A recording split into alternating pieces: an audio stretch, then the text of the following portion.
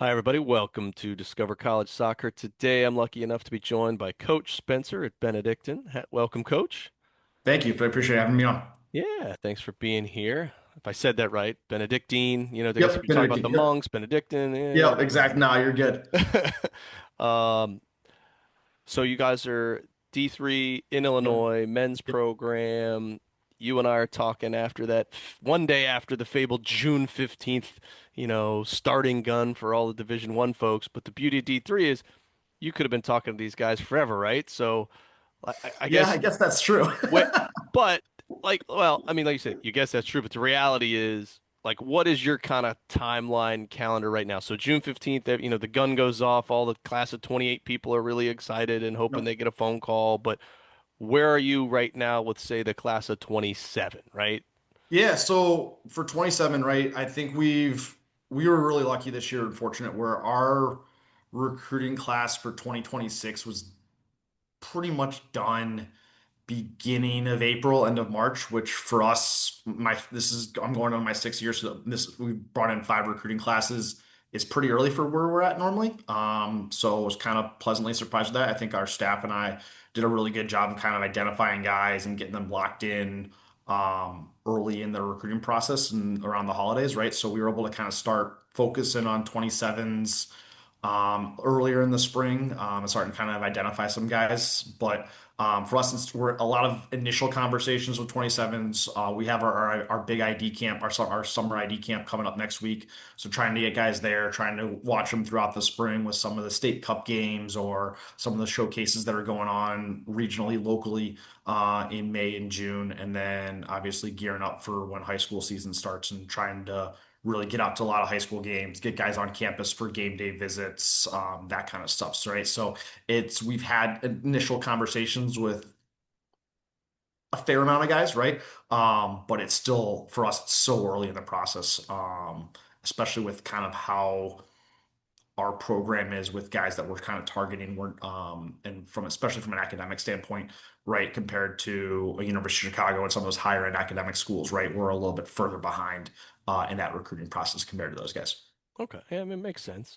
Well, you mentioned you mentioned high school, you mentioned ID camps, kind of wh where do you like to go to see players? How important are the ID camps for you guys? What does that look like? Yeah, for sure. I think we're fortunate if you look at our roster, right? I think 98% of it is from Illinois or the Chicago area, right? And so for us, it's a lot of regional local stuff, right? So ECNL had their big like Indianapolis showcase in April that we went out to, and we're identifying guys that were from Chicago, but also from the Midwest and different areas, right? I went out to MLS Next Fest in Arizona in December. So we'll hit some of those bigger events, but a lot of it's regional, local stuff, right? So we're fortunate enough where if we have 34 guys in the roster in the fall, right? And if I'm looking at thinking about our roster for this upcoming fall, 16 to 18 of those guys were at a previous ID camp that we've hosted, right? So for us,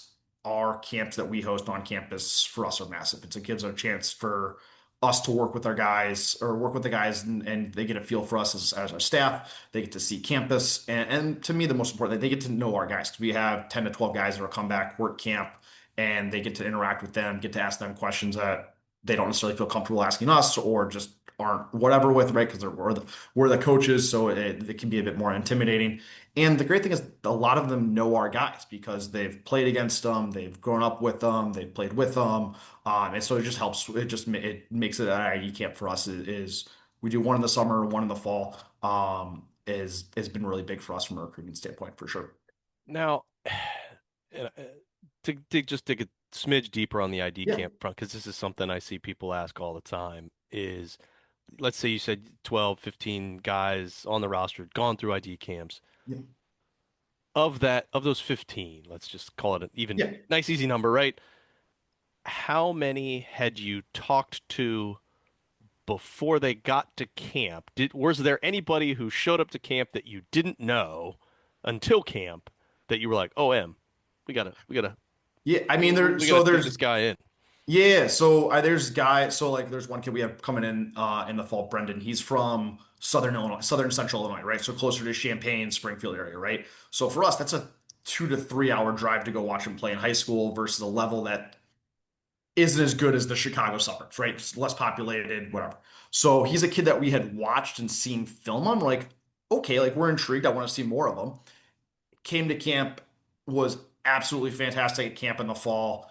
Watched him play one, maybe two more times over the winter and like offered him a spot, right? And so that was a kid that, yes, we had had conversations with and we'd watched film and seen some highlight stuff, but I hadn't watched him play in person, right? And so that's where him coming to camp, but for us was massive, right? I'm a big component. Like I want to see guys play live in person 2, 3, I mean, depending on where they're at, like at least a handful of times before we bring them on campus, before we do all that, right? And so for us, again, for the guys that aren't right in the Chicago area, that's harder to get to high school games with, right? That's a great way for us to go and get them on campus. They can see campus, they can tour campus, they can see everything that we have, right? We can watch them play, we can work with them, and then kind of go from there with things. Right. So that for it's the Brendan is one kid that stands out, right? That's coming in the fall that was like, yep, watched my camp, really good player, did a really good job. All right, let's continue in this process even more. Okay. Well, whether it's camp, whether it's a high school game, club game, Yeah. whatever, kind of what makes up that hierarchy of things you're looking for in a player both on and off the field. Yeah, I mean, I think first and foremost, right, it's got to be academics.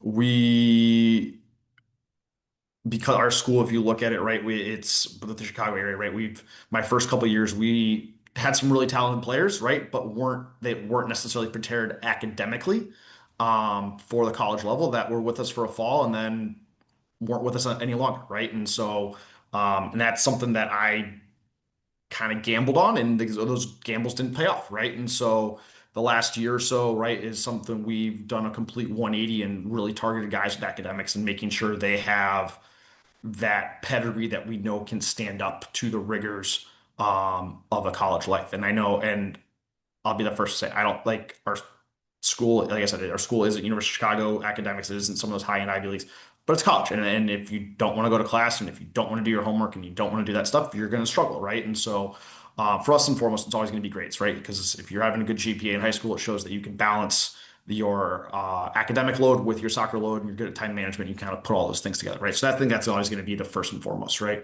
The second, obviously, is going to be your character, right? And I think that when guys look at it, it's like it's not we're not here, we're not with you just 2 hours a day at soccer and then you're gone and you're off and you do your own thing, right? Like we're around you guys 4 to 5 to 6 hours a day.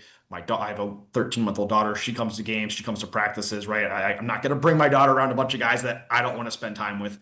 And even that, like, all right, hey, we got to go to Green Bay to go play St. Norbert, right? We're leaving at 8 a.m. and we're not getting back till 8, 9, 10 p.m., right? And so I'm going to spend 12, 13 hours on a bus with you guys. I want to be enjoyable. I want to be able to talk sports or talk movies or see how life's going, see how you're adjusting. So I think for me, like obviously academics is one, but what is that character like? Do I want to spend 12 to 13 hours with you on a bus and hanging out, right? Do I want to be around you for the next 4 or 5 years, right? Do I want to bring my daughter around you? Do I want to bring my family around you? Do I want your family around me?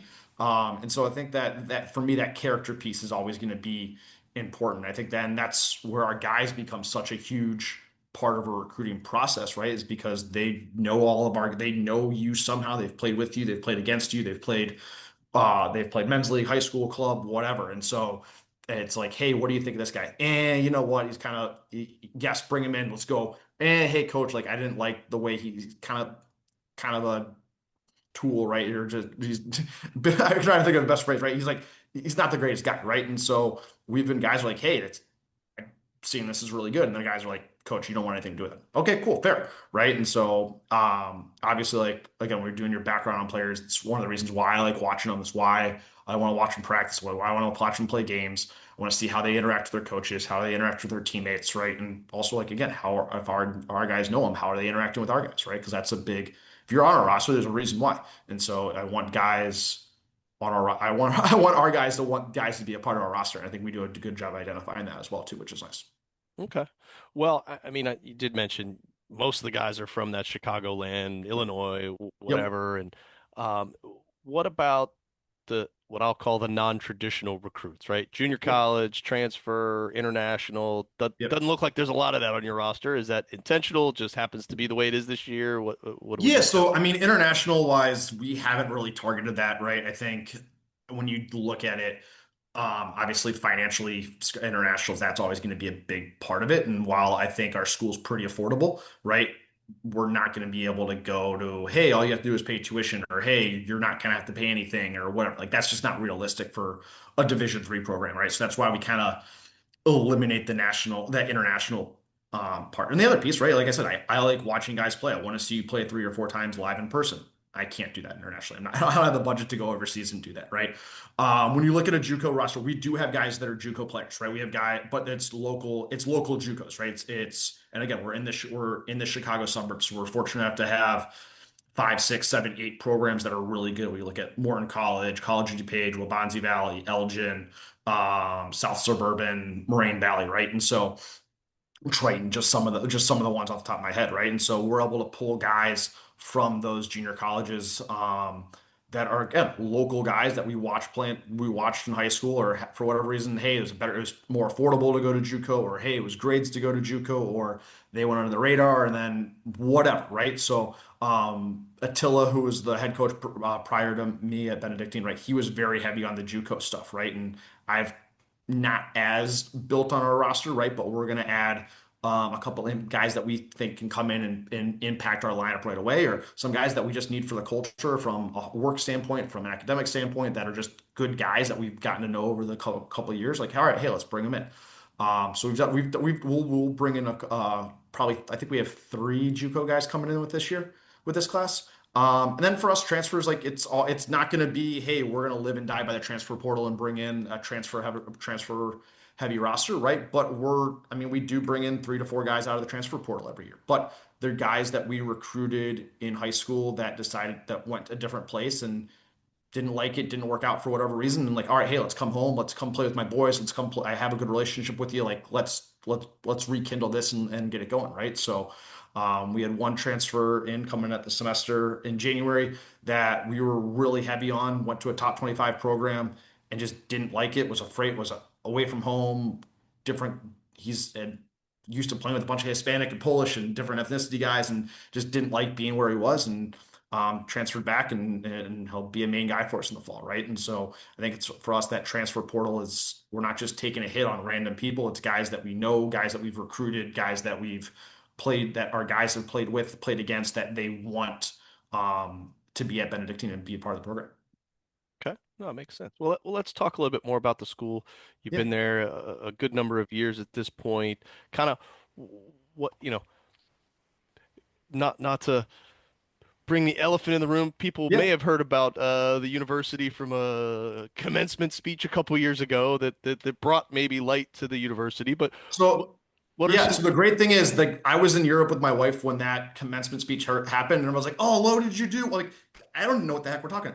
So there's Benedictine College, which is what you're Yeah. referring to, which is the Harrison Buckner thing. Ah, okay. That All is right. an NAIA school in Kansas. We have nothing to Okay. do with All that. right. Just Yep. making sure. Yeah, that's No, totally. And I it's a totally fair question, and not the first time I've been asked about it. well, and that's the thing. So Yep. I've made jokes about this in the prior podcast that I think there's like 5 Trinities, 6 St. Yep. Marys, Yep. you know what I mean? So that's why I want Yeah. to throw it out there because people are like, "Oh man, I know Benedictine." Da, da, da. No, no, no. Different school. Yep. So, got to throw it out there. Different Yes. schools. No, Oh, totally. So, but I guess sorry. Well, sorry for that aside, you're good. No worries. to me it was an important distinction for folks to understand which schools we're talking about here. For sure. Um, And so with the Benedict, right? So there are 3 Benedictines, right? So there's oh, it's three. Benedictine Okay. Lisle, which is our campus, right? We have and then we're affiliated with Benedictine Mesa, which I believe is an NAI program, obviously in Mesa, Arizona. So Okay. like we have one university, 2 campuses, right? So there Gotcha. are 2 venues Right. specific, and we are affiliated. The one in Kansas is Benedictine College. We don't have an affiliation with them. Right. So there we go. Perfect. Yes. I knew that. I want to make sure everybody else knew that. Yep, for sure. So, um, okay. That all being said, like I said, you've been there 5, 6 years. What are some of the things that you really like about the campus, the school, some things maybe we wouldn't even know if we went through the website?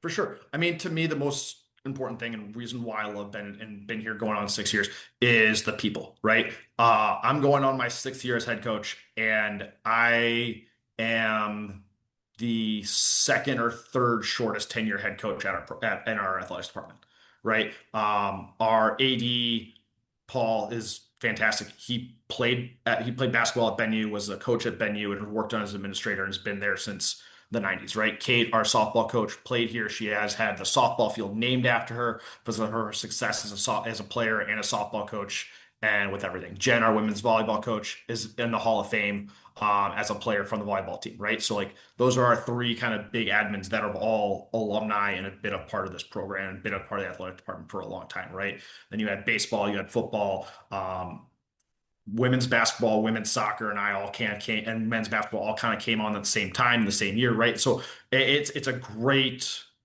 culture from that standpoint, right? I think for me, like the place is, I am Michigan State guy through and through. I grew up there. That's where I grew up rooting for Michigan State. It's where I went and did my undergrad, right? So you look at Tom Izzo's, you look at the Damon Rensteins, guys that have been at programs and have built things, right? That's important to me, right? My high school coach is still teaching and still coaching at Lyons Township here in Chicago, in the Chicago area, right? Like he's still there. That's important to me. Jerry Block, who I worked with at Albion, was there for 15 years. Nick Darren, who's at Detroit, was there as an alum, has been there was there for 15, 16 years, right? As a player, head coach, assistant coach, head coach. And so to me, like that means something to me. And that I'm not a guy that's just hopping job to job. And so to see people that are there for a long time and want to be there and care about the university and care about the people is really important. And I think that's like obviously in our athletic department is great, but also if you look across campus is the same thing. Marco, our dean of students, I don't even know how long Marco's been there. But he's awesome. He's Mr. Fix It, right? He's at our game. He's at I don't know, say every game, every home game, right? But he's at a game a week between us, volleyball, women's soccer, football, like he's at games all the time, right? He's always there on campus. He's Mr. Fix It, right? Any of our guys have an issue, they go see Marco, and he knows their name, he knows what year they are, he knows the problems are before they even start, right? And so to me, the greatest thing about Benedictine is the people that are there and the people and their people and there and they care about you. They care about you as an individual. They care about you as a person, and they want to see you succeed. That's why they're at BenU. So I think that to me, that's the biggest thing. I think campus, the facility wise, are fantastic, right? I think both academically and athletically.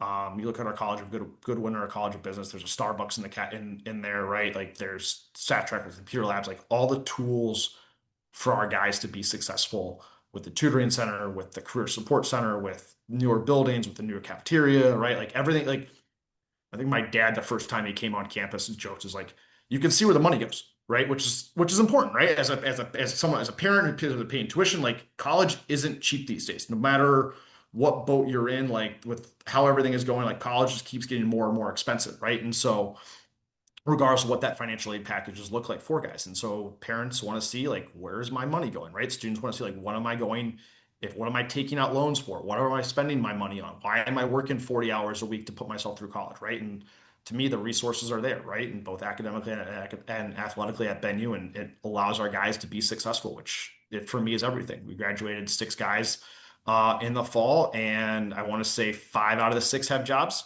already lined up or going to grad school, right? And so that I mean that to me is like, hey, here you go, you're going to be successful. And the one guy that doesn't is because he's got a couple different things in the hopper and he's trying to figure out exactly what he wants to do, right? Is it playing? Is it an internship? Is it grad school? Is it getting into coaching, right? He's not really sure what that next step is for him. That's the only reason why he doesn't have it figured out. Okay. Fair enough. Well, let's fast forward to October. Say we're in the heart of that conference season. Walk me through what's a typical week schedule look like for your players in terms of classes, meals, game cadence, all that stuff. Yeah. So our conference, the NAC, it's one of the bigger conferences in Division 3 soccer, right? So we have 13 teams. So if you look at it like this year, right? So how September 1st starts is on a Tuesday, so the schedule gets a little kind of wacky. So we literally have 2 weeks from September 1st, which is our season opener, to September 14th, which is our first conference game of the season. And once we start that, it is every Wednesday, Saturday until Halloween, essentially, right? And so knowing that our schedule, it's chaotic and a little bit crazy. But the nice part with that, it allows our guys to get in a rhythm and kind of know what that weekly schedule looks like pretty early on, right? And so Sundays are always going to be our day off. That's just kind of the given. Give guys a chance to get some laundry done, study, get a home cooked meal, whatever. It gives me a chance to reset, spend time with my daughter, spend time with my wife, and go to the zoo, go to the city, do whatever, right? Are also fortunate enough where we train 9 to 11 in the morning, right? And so our guys, yeah, we might have an issue or two, right? But our guys kind of know what that schedule is and are able to schedule classes around it. And those schools do a really good job of supporting that for the most part, which is great, right? So guys might have an 8 a.m., they might have an 11 o'clock, right? And like, all right, hey, you have an 11, you leave at 10:30, no big deal. So generally we train Mondays 9 to 10:30, 9 to 11. Tuesdays we'll do film and then, excuse me, film before practice. We train. Wednesday's a game. Uh, Thursday recovery session. Big thing is like we have a 60-minute rule, so guys that play 60 minutes or more, we'll do a recovery session with John, who's our strength and conditioning coach, at the start of practice, that first 15 to 30 minutes, and then are able to hop back in the session with those guys that didn't play as much or get into more of a fitness heavy duty session in the day. Friday is film prep, Saturday game, rinse and repeat, right? Now the nice thing about that conference, right, is all those Wednesday game, our conference is half Illinois, half Wisconsin. So all those Wednesday games are going to be your Illinois schools. So from a student athlete perspective, so again, that's the big focus. That's always going to be my big focus. And as a Division three, that's the focus. You're not missing class because you're playing on a Wednesday game. And those Wednesday games are going to be at 7 o'clock, and all the schools are in the Chicago area, right? Now, there's two schools that don't have lights. So yeah, you might have a random one-off 2 o'clock on a Wednesday game, but your professors know that it's one day, there's no big deal, right? And then all the Saturday games where you got to drive 2, 3 hours to Milwaukee, Green Bay, Northern Wisconsin, whatever, are on Saturdays. So again, you're not missing any class for those longer road trips, right? And I think um, that's one of the great things of balancing academics where our guys are able to be successful is because they're not on a bus for 5, 6 hours a day and missing 2, 3 days of class or doing overnights or any of that kind of stuff, right? Is so they get kind of in a pretty good regimented schedule from that standpoint. So guys will have a class generally probably 2 or 3 classes a day. Normally I got an 8 a.m., I got an 11, I got a 1:30 and I'm done, right? Or hey, I got an 11, I got a 1:30 and I got a 3 and then I'm done. Right. And so guys are kind of able to have a little bit of free time. They're able to have some structures. Our guys that aren't playing as much are able to get a lift in during the afternoon, or guys that weren't played more, they're able to work with John, work with our strength coaches, and get a lift in the afternoon in between classes or after classes when they're done for the day. They're able to get in with Nate, our athletic trainer, get in the cold tub, get in the hot tub, get electric send, get whatever treatment they're able to before practice, but also after practice and throughout the day. Right. And so having that morning session for us really opens up a lot of things for our guys as far as um, treatment, as far as getting to tutors, as far as getting to office hours to help with professors, and just gives them a lot of that flexibility and freedom to schedule classes as they need throughout the day, which is really great. Okay. Well, let's shift gears, talk a little bit more on the team side of things. You talked about what that roster size is, but talking about the rest of the roster, who are the assistant coaches, the other staff who help with the program? What role does everybody play there? Yeah, so again, we're fortunate enough. We're one of the few schools in the area. We don't have a second team. We don't have a JV team. We have one squad, right? That's gonna be 34 guys that everyone's at practice. Everyone dresses for all of our home games. Travel squad for away games when we're going to a Green Bay, Madison, wherever, just because we have so much, we only have limited room on the buses. And some of our more local ones, when we're playing North Central, which is right down the road, or a Wheaton or Elmhurst, like we'll bring everybody because it's a 5 minute drive and some of the guys can drive themselves, right? So I think we're very fortunate from that perspective where it is a family, right? It is a group, it is the guys that it is a brotherhood and the guys are together. So we're fortunate from that. Our athletic trainer, Nate, has been at the university for 15 years. He's our head athletic trainer for the university. He's our men's soccer stuff. So he's at all of our practices, all of our home games. And he normally has a couple different staff that are with him, whether it's undergrad students or grad students that are working with him, which is great. Um, I'm in the process of we're gonna have two new assistants in the fall, right? So Adrian, who's been with us the last couple of years, is going from a volunteer assistant to a graduate assistant. So we're excited to have him on board more full time. He's been fantastic from a recruiting standpoint. And then just being a younger guy, 22, 23, graduating from college in 2025, or sorry, excuse me, 2024, right? And so a younger guy can relate to a lot of our guys really well, which is great. We're adding Sebastian, I'm going to butcher his last name, so I'm not even going to try to say it, was an All-American at Lewis University D2 school in the Chicago area, helped him to go to the Final Four as the goalkeeper. So he's going to come in, work with our goalkeepers. He'll be a great resource for us. And then JP Navarro is going to come on staff as well as our kind of part-time, full-time assistant. He's coming in from Franklin Pierce after helping them to a national title, and to really kind of be my number two and kind of work with a lot of our field guys. So he's just moved to the Chicago area, wanted to stay in college. He's getting married this summer, wanted to be involved in college coaching still. We have a couple of Michigan State connections, which is always big for me. And so we're excited to bring him on board. So we'll have four coaches this fall. All three are kind of volunteer part-time in some capacity, right? So it's never no full-time guys, but they all put in the hours, and I'm really excited to see what that staff to see how kind of everything comes together and what that looks like in the fall. Especially having two guys from outside the program with different ideas, different viewpoints, will be a great resource for me as well too, and kind of challenge some of my ideas, which will be good. Well, let's talk about your ideas. Talk Yeah. to us. What's your coaching style? What kind of style of play are you looking to play there? Yeah, I mean, as far as coaching style, right? I think it's very much I say guys would be saying I'm a players coach, right? It's not during when we're in practices and we're in stuff, right? I'm not pausing it and stopping every single little thing. Obviously, when there's stuff I need to, I'll jump in and pause it and rewind and reset. But I think a lot of it's coaching the flow, catching natural stoppages, and letting our guys do their thing, right? I think our guys are creative, attacking footballers. I want them to do that, right? And so, from an offensive phase, it's all about possession with a purpose and how are we able to get the ball forward, right? So we're not just going to be play direct and pump it over the top and just play long balls, right? But our first look is always to break lines with our possession and get the ball. And so there's days where we'll build out of the back and play through the thirds and knock it around. There's days where, hey, it might be a little bit more direct off of goal kicks and punts, and then we're going to knock around, play a little 1-2s, and get the ball forward, right? And so it's how do we break lines with our possession.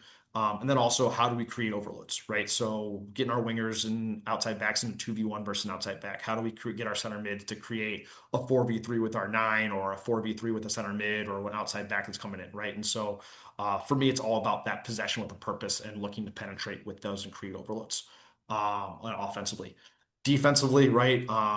It's going to be aggressive. So we might set a high pressing, have a high line and set some pressing traps, right? There's days where we'll sit in a mid block and try to bait balls into certain areas and look to press and trap there, right? And so it's a lot. I just got done running a session this morning with the high school, and we just did a counter pressing thing, right? And so one, that's because that's what they wanted, but also two, that's how we coach, right? Is like, all right, hey, we're going to bait it in this area, and then we're going to go. And so for us, offensively, defensively, it's very aggressive and picking those times to be when we want to be aggressive and when we want to go. And I think our guys, you can kind of tell it sometimes I'm pretty energetic, I'm pretty passionate about when I get into it, right? And so I think our guys kind of feed off of that and sometimes for the better, sometimes for the worst at times, right? Depending on the situation, right? But I think it kind of flows through our guys that energy and that passion at times, which is really exciting for me to see. Awesome. Well, Coach, you've been super generous with your time and give us a lot of details, which is fantastic. I'm going to leave you with one last question, and that is if you had one piece of advice for somebody, class of 27, class of 28, somebody going through this recruiting process right now, what would that be? Be open-minded. I think there's so many moving pieces and so many things going on right now that like it can be overwhelming, right? And I think there's no door that cannot be closed. And it's this coaching world is a small world. And I've been fortunate enough to be on the positive and negative end on both wise as a player and as a coach, right? And so you never know who's watching. You never know who your club coach knows or who or who a college coach that you're talking to knows. And like, yeah, hey, you might not be the right fit for this program, but that coach might recommend you to a different program, right? And so I think just being flexible, don't be closed off to any ideas because if you want to play college soccer, there's a place for you to do that in our collegiate system. Now, whether you like that level or what that role is, that's up to you, right? But I think that's why it's so important to have an open mind from Division 1 to JUCO, NAI, Division 2, Division 3, right? There's so many different platforms and so many different ways that you can play football at that collegiate level. Just be open-minded and open to different ideas and different things because the opportunity is there for you. Fully agree. Well, Coach, really appreciate the time. Wish you the best of luck this fall and all the best. All right, I appreciate it, Matt. Thank you. Thank you.